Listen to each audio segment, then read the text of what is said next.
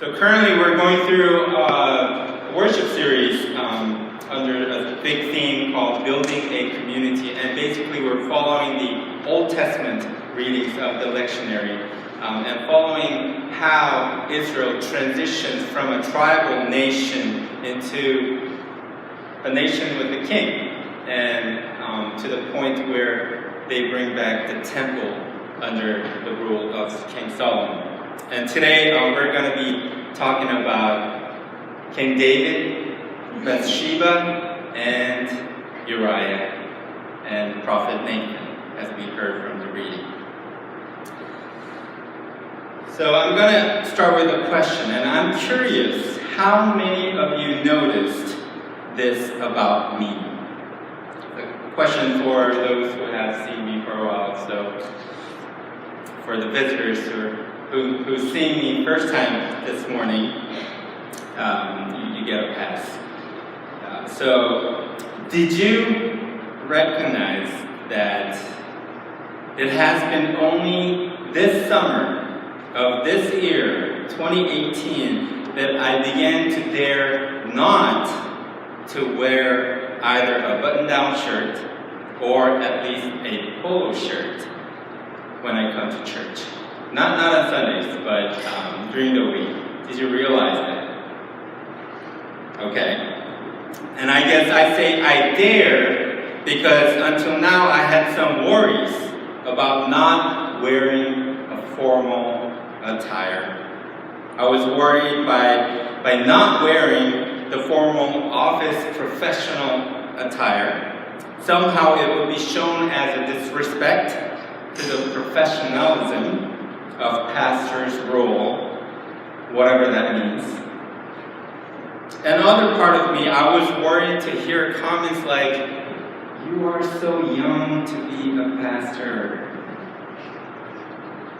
Well, I didn't necessarily want it to look older, but I wanted to look qualified enough. So I insisted on looking more professional.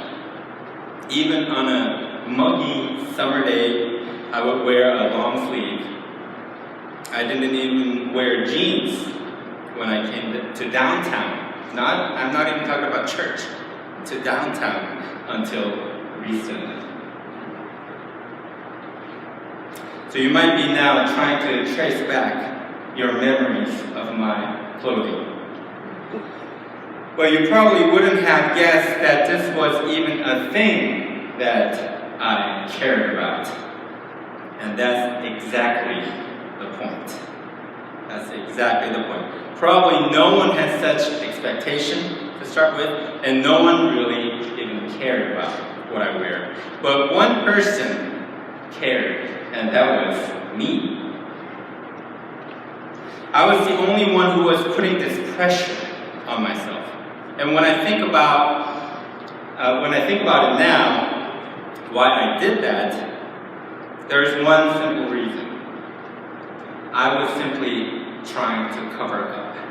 I was trying to cover up my very minimum of experience in pastoral ministry. I only had 2 years of experience as an associate before I came to Trinity, and I was trying to cover up that lack of experience. Also, I was trying to cover up other aspects of me so that they don't get in the way of ministries, like my age or like my race. Not just to Trinity folks, but to the community of Montpelier. I worried about how the community observed me. I wanted to be successful, and I wanted to be good. So until this summer, after 4 years, entering into my 5th year, that's why I had this thing about only wearing formal attire in the city of Montpelier. That's crazy, right?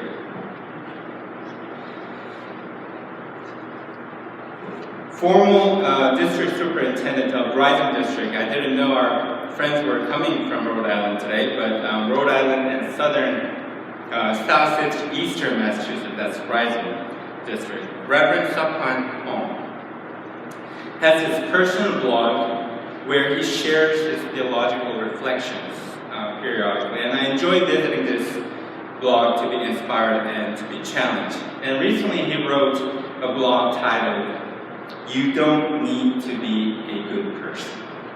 You don't need to be a good person. And the point he was making is that you are already good, and all you need is to claim that goodness that is already in you. In the blog, he quotes a passage from Dr. Brené Brown's book, The Power of Vulnerability, where she explains why it is much harder to hear about one's own growing edge. In the book, it says, you get an evaluation from your boss that you have 37 things that you do really awesome. And then you hear this one opportunity for growth. All you can think about is that one opportunity for growth. And she says, my research shows that when people are asked about love, they tell about heartbreak. When they are asked about belonging, they will tell their most excruciating experiences of being excluded. Why? The answer turned out to be shame in their heart and in their lives from the fear of disconnection. The problem is that the less we talk about our shame, the more we can be shameful until we have to allow ourselves to be seen. There is no freedom and no stability. So going back to our reading for today, to me, the key to David's story with Bathsheba exposes our tendency to cover up our shame.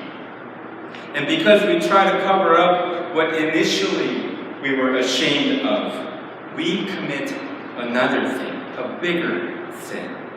We learned that David was a person who faced a lot of challenges in life. Once he used to be a refugee, who was living a life that was a runaway, living a life of survival in caves, living a life of hiding from a king who was trying to kill him. However, those weren't the biggest mountains that he had to overcome. Perhaps the biggest challenge that he faced throughout his life was the story that we read today. The time when he had an affair with Bathsheba, and then to hide his affair, to cover up his sin, and to not disappoint his people, he plotted to kill her husband, who was a faithful servant of his. And then, at the moment when all of his snowballed wrongdoings were revealed and exposed by the prophet Nathan, as we read through our scripture this morning. The shame that David had to deal within himself was probably many times, multiple times harder than any other challenges that he had to face in his life. But if there's one thing that we can learn from David, if there's one thing that we can learn from David, is how he responded when his shame was revealed. And the 51st Psalm is a psalm that he writes when the prophet Nathan came to him after he had committed adultery with Bathsheba. So the Psalm 51 goes like this. Have mercy on me, O God, according to your unfailing love, according to your great compassion. Blot out my transgressions. For I know my transgressions, and my sin is always before me. Cleanse me with hyssop, and I will be clean. Wash me, and I will be whiter than snow. Hide your face from my sins and blot out all my iniquity. Create in me a pure heart, O God, and renew a steadfast spirit within me. Do not cast me from your presence or take your Holy Spirit from me. Restore to me the joy of your salvation and grant me a willing spirit to sustain me. David didn't simply give up, even with his shame. He rather held on to God. He overcame the shame that he tried to cover up to protect his fame, his popularity as a king, as a new king, emerging king, his achievements in life. Or if we can interpret this into our own context, the little dopamine hits that we get by whenever someone likes or comments on my Facebook posts that lead us to cover up more of our real selves, the messy selves, by our desire to be liked by others. David overcame that human weakness of shame by holding on to God. According to theologian Walter Brueggemann, said the story of David, Bathsheba, and God speaking through the prophet Nathan reveals that the multi-layers of ugliness is part of our human story.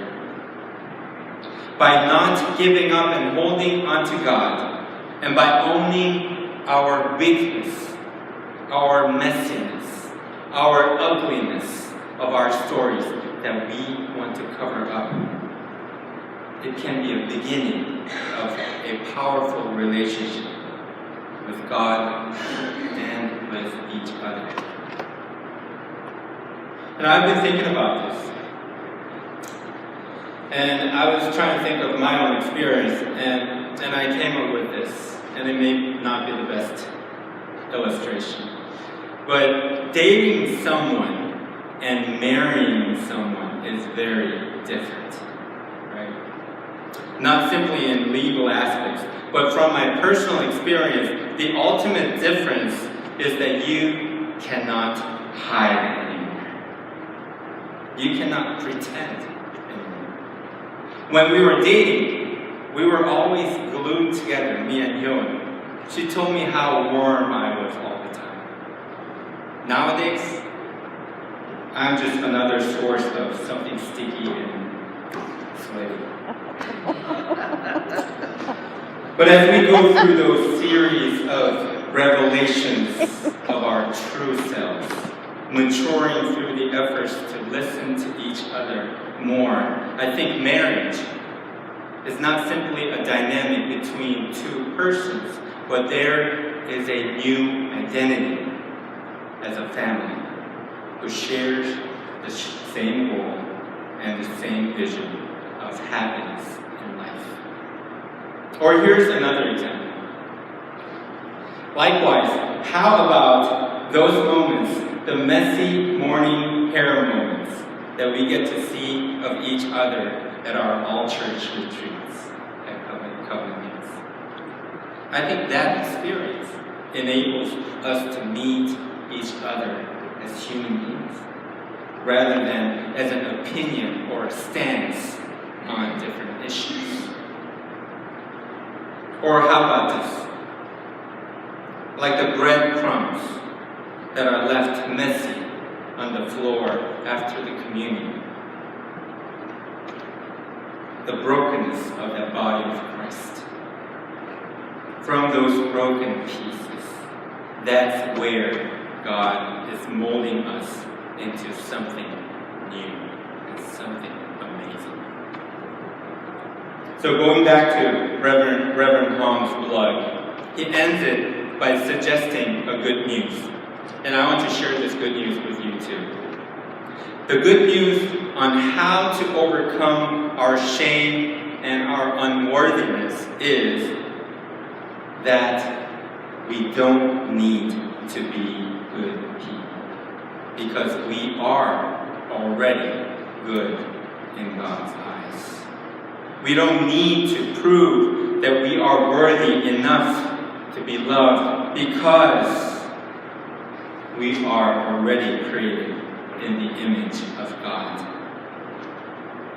He leaves the readers with an invitation to reflect on Genesis chapter 3, verse 11. Genesis chapter 3, verse 11. There, God is asking Adam and Eve, who was trying to hide. Adam and Eve was trying to hide behind the trees of the garden. And God is saying in verse 11, like this, and I want all of us to take this with us throughout this week. The question is, who told you that you were naked? Who told you that you were naked? Amen.